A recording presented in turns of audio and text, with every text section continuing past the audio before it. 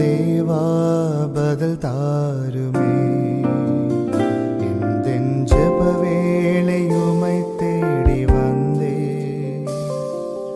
தேவா பதில் தாருமே, எந்தென் கோட்டை எந்தென் தஞ்சம் தந்து நடத்தி செல்வா யெகோவா ராஃபா. சுகமின்றி தருகிறா சுகம் தரும் தெய்வமீசு, சுகமின்றி தருகிறா மனமிறங்கும் தெய்வமீசு. சுகம் தந்து நடத்தி செல்வா மனமிறங்கும் தெய்வமீசு, சுகம் தந்து நடத்தி செல்வா யெகோவா ராஃபா. சுகமின்றி தருகிறா மனமிறங்கும் தெய்வமீசு, சுகமிவா பதில் தாருமே, எந்தென் ஜெப வேளையுமை தேடி வந்தே. தேவா பதில் தாருமே, எந்தென் கோட்டை எந்தென் தஞ்சம் நிறையுமை நான் நாடி வந்தே. எந்தென் கோட்டை எந்தென் செபிக்கிறோம் ஆண்டவரே. ஹல்லேலூயா. உம்மோடு இருப்பதுதான் உள்ளத்தின் வாஞ்சையா, ஓம் சித்தம் செய்வதுதான் இதயத்தின் ஏக்கமையா. உம்மோடு இருப்பதுதான் உள்ளத்தின் வாஞ்சையா, ஓம் சித்தம் செய்வதுதான் இதயத்தின் ஏக்கமையா. இசையா உம்மைத்தானே என் முன்னே நிறுத்தியுள்ளே. இசையா உம்மைத்தானே என் முன்னே நிறுத்தியுள்ளே. பதில் தாருமே, ஜெப வேளையுமை தேடி வந்தே. தேவா பதில் தாருமே, கோட்டை இறங்கும் தெய்வமீசு, சுகம் தந்து நடத்தி செல்வா யெகோவா ராஃபா. இன்றும் வாழ்கிறார் சுகம் தரும் தெய்வமீசு, சுகமின்றி தருகிறா மனமிறங்கும் தெய்வமீசு, சுகமின்றி தருகிறா மனமிறங்கும் தெய்வமீசு, சுகமென்றும் தருகிறா.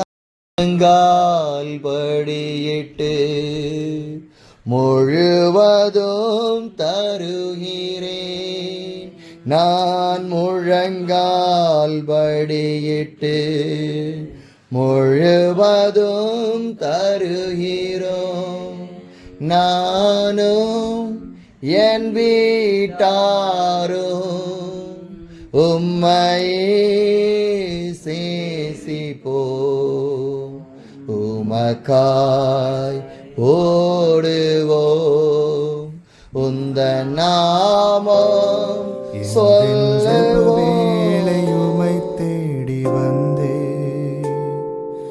தேவா பதில் தாருமே, எந்தென் ஜெப வேளையுமை தேடி வந்தே. தேவா பதில் பிலிப்பியர் 4ஆம் அதிகாரம் 11ஆம் வசனம் சொல்கிறது, நான் எந்த நிலைமையில் இருந்தாலும் மன ரம்யமாக இருக்கிற கற்றுக்கொண்டேன் என்று பரிசுத்த வேதம் தெளிவாக சொல்கிறது. பவுல் தன்னோட வாழ்க்கை அந்த பிலிப்பியரில் என்ன அழுகிறார் பாருங்க, நான் எந்த நிலையில இருந்தாலும், இன்னைக்கு ஒரு பிரச்சனை, ஒரு போராட்டம், ஒரு பாடு, ஒரு குழப்பம், சரியான நம்மளால் போக முடியல, சரியால வாழ முடியல, ஏதோ ஒரு பிரச்சனை, ஏதோ ஒரு போராட்டம் சந்திச்சுட்டு இருக்கலாம், இல்லை ஒரு கடன் பிரச்சனை, ஏதோ ஒரு காரியத்தில் நீங்கள் குழம்பி கொண்டே இருக்கலாம். இன்றைக்கி இப்படி தானே அப்படின்றத கூட நீங்கள் நினச்சிக்கிட்டே இருக்கலாம்.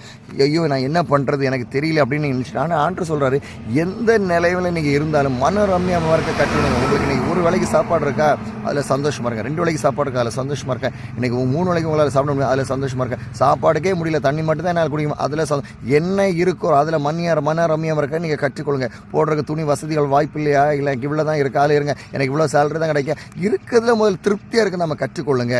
என்ற ஒரு 10 ரூபா இருந்தாலும், என்ற 1 ரூபா இருந்தாலும், அந்த 1 ரூபாயில் நான் திருப்தியாக இருக்கணும். இல்லை நமக்கு இல்லை 1 லட்சம் இருந்தாலும் சரி, 1 கோடி இருந்தாலும் திருப்தியாக இருக்காது. 1 ரூபாயில் உங்களால் திருப்தியாக இருக்க முடியல தானே. அப்போ எப்படி இருக்க போகிறோம் யோசிச்சு பாருங்கள். மன ரம்யமாக இருக்க கற்றுக்கொண்டேன்னு பவுல் சொல்கிறார் பாருங்களேன். அப்போ நம்ம அந்த மன ரம்யமாக இருக்க நம்ம கற்றுக்கொள்ளணும். கிறிஸ்தவ வாழ்க்கையில் போதும் என்கிற தேவ பக்தியை மிகுந்த ஆதாயம் இந்த உலகத்தில் நாம் ஒன்று கொண்டு வந்ததுமில்லை, ஒன்று கொண்டு போனதுமில்லை என்று வேதம் சொல்லுகிறது. போதும் என்கிற தேவ பக்தி மிகுந்த ஆதாயம். எது நமக்கு முக்கியமாக தேவை இருக்குன்னு தெரியுமா? பரலோக ராஜ்யத்தை குறித்தான சிந்தை, ஒரு பரிசுத்தமான வாழ்க்கை, ஒரு ரட்சிப்பான வாழ்க்கை, ஒரு மனம் திரும்புத வாழ்க்கை, பரலோகத்தில் நான் போகணுமே அப்படின்ற ஒரு சிந்தை, அதுதான் நமக்கு இந்த உலகத்தில் தேவைப்படுது. அல்லாத இந்த சொல்கிற இந்த காரியங்கள் இதெல்லாம் நமக்கு இந்த உலகத்தில் வாரது உலகத்தோட முடிஞ்சு போகும். நம்ம இன்னைக்கு உலகத்துக்கு தான் ஓடிட்டுருக்கோம். உலகத்துக்கு ஓடிட்டு இருக்கிறனால நம்மளால மன ரம்யமாக இருக்க முடியல, ஒரு திருப்தியுள்ள வாழ்க்கை இருக்க முடியல. ஒரு நேரம் தண்ணி ஊது. எனக்கு இன்னைக்கு ஞாபகம் இருக்கிறது, வட மாநிலத்தில் ஒரு சகோதரி சொன்ன காரியங்க, அதாவது ஒரு ரொட்டியில் சட்னி வச்சு சாப்பிட்டா கூட சந்தோஷமாக சாப்பிடணுயா, ரொட்டியில் சட்னியை தொட்டு சாப்பிட்டா கூட சந்தோஷமாக சாப்பிடணுயா அப்படின்னாங்க. ஸோ நமக்கு இன்னைக்கு நிறைய பேர் பார்த்தீங்கன்னா மேச நிறைய சாப்பாடு இருந்தாலும் கூட, நம்ம சாப்பிட்றது மேச நிறைய சாப்பாடு இருந்தால் கூட நம்மளால் சாப்பிட முடியல. ஏன்னா தெரியுமா, வாழ்க்கையில் சரியான நிம்மதி இல்லை. நம்மகிட்ட காசு இருக்குது, சரியான நிம்மதி இல்லை. நம்மகிட்ட காசு இருக்குது, நம்மளால் சரியான வாழ முடியல. யோசித்து பாருங்கள். அதனால் நம்மகிட்ட என்ன இருக்கோ முதல்ல அதில் மனரமையாக இருக்க நீங்கள் கற்றுக்கொள்ளுங்க. அப்போ தான் ஆண்டவங்க வாழ்க்கையில் ஆசீர்வதிப்பாரு. கர்த்தரவங்களை ஆசீர்வதிப்பாராக. Praise God. உங்களை பார்க்கல எனக்கு ரொம்ப சந்தோஷம். இன்னைக்கு உங்களுக்கு நான் ஜெபிக்க போகிறேன். என்னோட இணைந்து ஜெபிங்க. கர்த்தர் உங்கள் வாழ்க்கையில் பெரிய காரியங்களை செய்வாராக. ஜெபிக்கலாமா? அன்புள்ள பொருளத்தை அப்புறம் நன்றியோடு துதிக்கிறோம், ஸ்தோத்திரிக்கிறோம் ஆண்டவரை. என்னோட இணைந்து ஜெபிக்கிறோம். ஒவ்வொருவருக்காக நாங்கள் ஜெபிக்கிறோமே ஆண்டவரே. இந்த நாளுக்கான கிருபை, இந்த நாளுக்கான அபிஷேகம், இந்த நாளுக்கான பலனை கொடுக்கும்படியாக நாங்கள் ஜெபிக்கிறோமே ஆண்டவரே. ஆண்டவரை எங்கள் வாழ்க்கையில் இருக்கிற அந்த பிரச்சனைகள், பாடுகள், போராட்டங்கள் எது இருந்தாலும் எங்கள் வாழ்க்கையில் ஒரு அற்புதத்தை செய்யும்படியாக நாங்கள் ஜெபிக்கிறோம் ஆண்டவரே. இந்த நாளை எங்கள் வாழ்க்கையில் ஆசீர்வாதமாக தாருங்க ஆண்டவரே. நாளுக்கு எங்களுக்கு விரோதமாக எழும்புற எல்லா சாத்தானுடைய போராட்டங்களும் கடிந்து நாங்கள் ஜெபிக்கிறோம் ஆண்டவரே.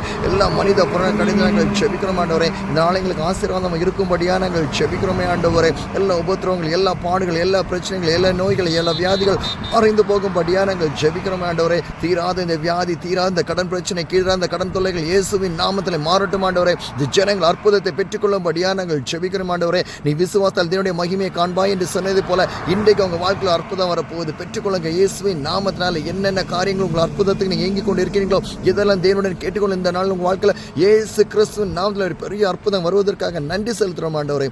அன்புள்ள பரலோக தகப்பனே, நன்றியோடு துதிக்கிறோம், ஸ்தோத்திரிக்கிறோம் ஆண்டவரே. கிருபையின் கரத்தில் ஒப்பு கொடுத்து நாங்கள் ஜெபிக்கிறோம். இயேசு கிறிஸ்து நாமத்தால் ஜெபத்தை இருக்கிறோம். அன்பின் பிதாவே, ஆமென், ஆமென். என் அன்பான பரலோக